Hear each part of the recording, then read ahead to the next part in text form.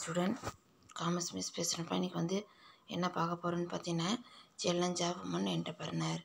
சரியா? That there is a tremendous growth in the women entrepreneurship in India.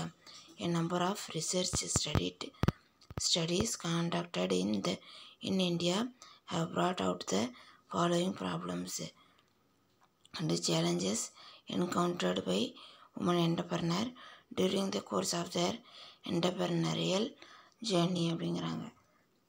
அப்படின்னு என்னன்னு சொல்லி பார்த்தீங்கன்னாக்கா, மகளிர் தொழில் முனைவோர்களுக்கு மேற்குறிப்பிட்டவாறு ஏராளமான வாய்ப்புகள் இருந்தபோதும் அவர்கள் எதிர்கொள்ளும் சவால்கள் ஏராளம் என பல ஆராய்ச்சிகள் வெளிப்படுத்தியுள்ளனர். சரியா? உமன்ஸ் என்டர்பிரனருக்கு நிறைய என்ன இருக்குது, நிறைய வாய்ப்புகள் சவால் இருந்தாலும் ஆனால் அவங்க எதிர்கொள்ளக்கூடிய சவால்கள் அதிகமாக இருக்குது அப்படின்னு சொல்கிறாங்க. அதேமாரி அவைகளில் சிலவற்றை விவாதிக்கலாம் அப்படின்ட்டு. ஃபஸ்ட்டு ஒன்று என்னன்னு சொல்லி பார்த்தீங்கன்னா ப்ராப்ளம். சரியா?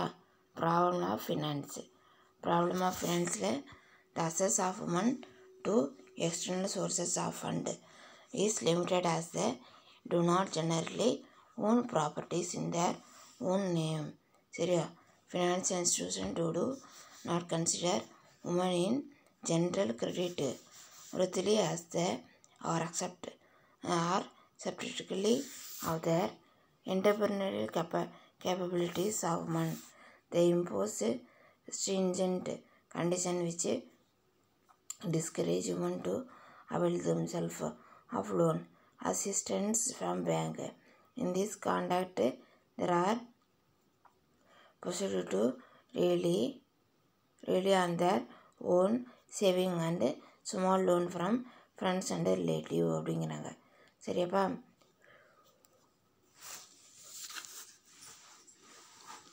இதில் என்ன சொல்கிறாங்கன்னு சொல்லி பார்த்தீங்கன்னாக்கா, மகளிர் தொழில் முனைவோர்களுக்கு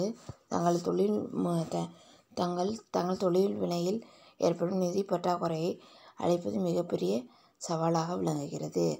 சரியா? உமன்ஸ் என்டர்பிரனருக்கு தன்னோட நிதி பற்றாக்குறை போக்குறது ரொம்ப பெரியான சவாலாக இருக்குது அப்படிங்கிறாங்க. அது மட்டும் இல்லாமல் அவர்களின் பேரில் சொத்துக்கள் இல்லாத மகளிர் உரிமையாளர்கள் பிணைய கடன் பெறுவதில் பெரும் சவால்கள் உட்படுத்துகின்றனர். சரியா? தங்களோட பேரில் சொத்தை என்ன பண்ணுறாங்க, சொத்து இல்லாதவங்க செக்யூரிட்டி கொடுக்க ரொம்ப கஷ்டப்படுறாங்க அப்படிங்கிறாங்க. மேலும் நிதி நிறுவனங்கள் மகளிர்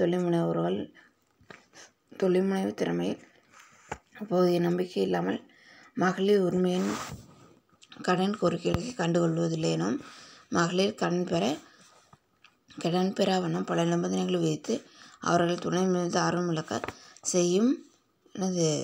ஆர்வமிழக்க செய்யும்படி நிதி நிறுவன செயல்பாடுகள் இருப்பதாகவும் குற்றம் சாட்டப்படுகிறது.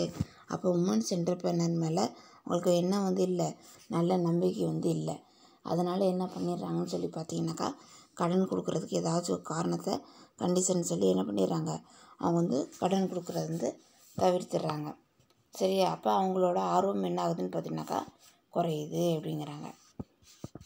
இதே மகளிர் தொழில் முனைவர் தங்கள் சொந்த சேமிப்பையோ அல்லது தெரிந்த சுற்று வட்டாரங்களிலிருந்து நிதி நடவடிக்கை தீர்த்து கொள்ள முடியும். சரியா? அதே மாதிரி என்ன பண்ணுறாங்கன்னு பார்த்தீங்கன்னாக்கா, அவங்க தன்னோட சொந்த சொத்து, சரியா, ஓன் ப்ராப்பர்ட்டி, ஓன் சேவிங்ஸ், இல்லாட்டி அவங்க என்ன பண்ண முடியும்னா தெரிந்த சுற்று வட்டாரங்கள்கிட்ட என்ன பண்ண முடியும், கம்மியாக அவங்க லோன் வாங்க முடியும் அப்படிங்க. இதன் விளைவாக மகளிர் தொழில் முனைவோர்கள் தாங்கள் மேற்கொண்டுள்ள வினைகளை போதிய அளவில் விரிவாக்கம் செய்ய இயலாமல் தவிப்பதாக கூறப்படுகிறது. சரியாப்பா? அப்போ என்ன ஆகுதுன்னு பார்த்தீங்கன்னாக்கா, இதன் மூலமாக மகளிர் தொழில் செய்கிறதுக்கு போதிய அளவு விரிவாக்கம் எக்ஸ்டெண்ட் பண்ணுறதுக்கும் அவங்களால முடியாமல் என்ன பண்ணுறாங்க, அவங்க திணறாங்க அப்படிங்கிறாங்க. பிகாஸ் ஆஃப் த லிமிட்டட்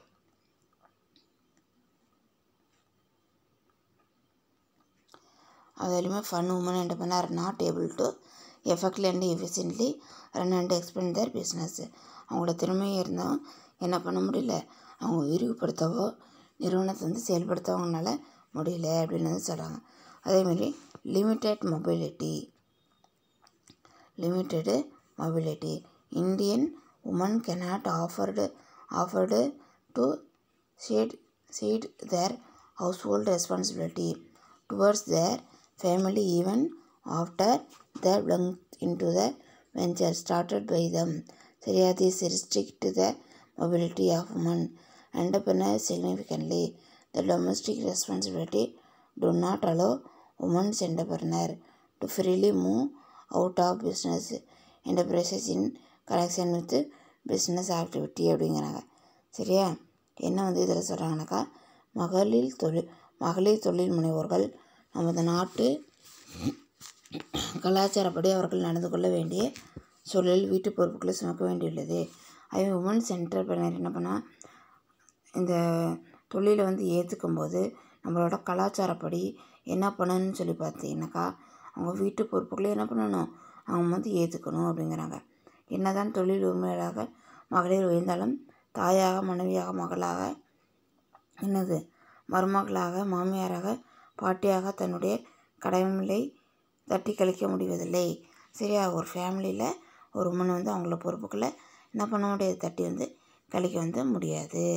தொழில் துவங்கிய பின் பல்வேறு காரணங்களுக்காக மகளிர் வெளியில் செல்ல முடிவதில்லை. சரியா? ஒரு சில சுச்சுவேஷனில் உமன்ஸ் வந்து வெளியில் வந்து போக வேண்டிய நேரம் வரும்போது அவங்களால போக முடியல. எக்ஸாம்பிள் பார்த்தீங்கன்னாக்கா, உதாரணமாக பொருளை கொள்முதல் செய்வது தொடர்பான, வங்கியில் கடன் பெறுவது தொடர்பாக, விற்பனை பொருட்டு தரக்கட்டுப்பாடு மேற்கொள்ளும் போது, சரியா, ஊழியர்கள் மேற்பார்வை செய்யவும், அதேமாதிரி பலதரப்பட்ட ஒப்புதல்களை அரசு மற்றும் பிற ஒழுங்காற்று நிறுவனங்களிலிருந்து ரெகுலேட்டரி பாடிஸ் பெற்றிடவும் பயணிக்க வேண்டியுள்ளது.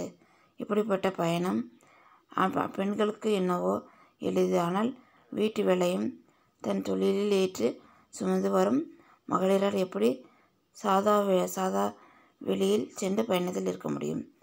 இது மாதிரி ஒர்க்கெல்லாம் என்ன பண்ண முடியாதுன்னா, அவங்களால என்ன பண்ண முடியாது, கண்டினியூ வந்து பண்ண வந்து முடியாது. இதனால் அவர்கள் பிறரிடம் இந்த பயண வேலைகளை ஒப்படைக்க வேண்டியது. இந்த ட்ராவலிங்லாம் என்ன பண்ணும்போது ஃப்ரீயாக வந்து மூவ் வந்து பண்ண முடியாதுன்னு அடுத்தவங்கள்ட்ட என்ன பண்ணுது, அதை வந்து ஒப்படைக்க வேண்டிய சூழ்நிலை வந்து வருது. எனவே ஆண் தொழில் முனைவோருக்கு நிகரான மகளிர் தொழில் முனைவோர் பயணத்தில் போட்டியிட விரும்புவதில்லை. உமன்ஸ்க்கு ஜென்ஸ்க்கு ஏற்ற மாதிரி லேடிஸ் வந்து என்ன பண்ண முடியல, அதில் வந்து போட்டி வந்து போட வந்து முடியலங்கிறாங்க. அதேமாதிரி நெக்ஸ்ட்டு பார்த்தீங்கன்னாக்கா என்னென்ட்டு லேக் ஆஃப் எஜுகேஷன். சரியா? Lack of education. Illiterate and semi illiterate women entrepreneur encounter a lot of challenges in their entrepreneurial journey with respect to maintaining account, understanding money matter, day-to-day operation of the company, marketing the product, applying technology, etc. This reduces the efficiency of operating the business successfully அப்படிங்கிறாங்க. சரியா? அதே மாதிரி இதில் வந்துட்டு ஏற்றறிவு இல்லை அல்லது குறைவாக படித்துள்ள மகளிர் தொழில் முனைவோர்கள் வியாபார அல்லது தொழில் தொடர்பான கருத்துக்களை முழுவதுமாக புரிந்து கொள்ள முடியாதவராக உள்ளனர். சரியா? அவங்க வந்து என்ன, இதில் படித்தவங்க படிக்காதவங்க இருக்கிறாங்க. அப்போ இது வியாபாரத்தை வந்து தொழில் கருத்துக்களை வந்து முழுமையாக வந்து அவங்களால என்ன பண்ண முடியாது, தெரிஞ்சுக்க வந்து முடியாது. சரியா? அதேமாதிரி நெக்ஸ்ட்டு பார்த்தீங்கன்னாக்கா என்னன்ட்டு, உதாரணமாக கணக்கை பராமரித்தல், அக்கௌண்ட் வந்து மெயின்டைன் பண்ணுறது. சரியா? பணம் கொடுத்தல் வாங்கல், கணக்கு வைத்து கொள்ளுதல், பணம் யார்ட்டையும் கொடுக்குறது வாங்குறது, எவ்வளோ கொடுத்தோம், எவ்வளோ வந்து வரவு வரணும், எவ்வளோ வந்து திருப்பி கொடுக்கணும் அப்படிங்கிற டீலிங், பொருளை சந்தையிட தொழில்நுட்ப கருத்துக்களை உள்வாங்குதல். சரியா? அதே மாதிரி டெக்னாலஜி வந்து நம்ம என்ன பண்ணுறோம், யூஸ் பண்ணுறோம், marketing the product, applying technology. சரி, அது reduce the efficiency of operating the business successful அப்படிங்கிறாங்க. சரியாப்பா? தொழில்நுட்ப கருத்துக்கள், உள்நோக்கு போன்ற பல்வேறு தரப்பட்ட செய்திகளை தெளிவாக விளக்கி கொள்ள குறைவான படிப்பு அல்லது படிப்பறிவு மின்மை மிகப்பெரிய இடையூறாக இருக்கிறது. சரியம்மா? இதெல்லாம் இல்லை. அவங்களுக்கு வந்து இல்லாத காரணத்தினால என்ன ஆகுதுன்னு பார்த்தீங்கன்னாக்கா, அவங்க தொழிலை வந்து என்ன பண்ணல, தொடர்ந்து வந்து அவங்களால 2 மந்த் பண்ண வந்து முடியல. படிச்சிருந்தா மட்டும்தான் என்ன பண்ண முடியும், ஒருத்தவங்க தொழில் வந்து ஏற்று வந்து நடத்த வந்து முடியுங்கிறது கிடையாது. ஆனாக்கா அவங்களுக்கு கொஞ்சமாச்சு என்ன வந்து இருக்கணும், டெக்னிக்கல் நாலேஜு, புரிந்து கொள்ளும் தன்மை வந்து இருக்கணும். அதே மாதிரி வரவு செலவுகளை பார்க்கக்கூடிய திறமை வந்து இருக்கணும். கொடுக்கல் வாங்கல அந்த திறமை வந்து அவங்களுக்கு வந்து இருக்கணும். இருந்தால் படிப்பு விலைக்கு கொள்ள குறைவான படிப்பு அல்லது படிப்பறிவு இல்லாமை, சரியா, குறைவான படிப்பாச்சும் வந்திருக்கணும். ஒன்றுமே கையெழுத்து கூட போடத்தில்லைன்னு என்ன பண்ண முடியாது, உங்களால் ஒரு தொழிலை வந்து என்ன பண்ண முடியாதுன்னா நடத்த வந்து முடியாது அப்படின்னு வந்து சொல்கிறாங்க. அடுத்தது பார்த்திங்கன்னா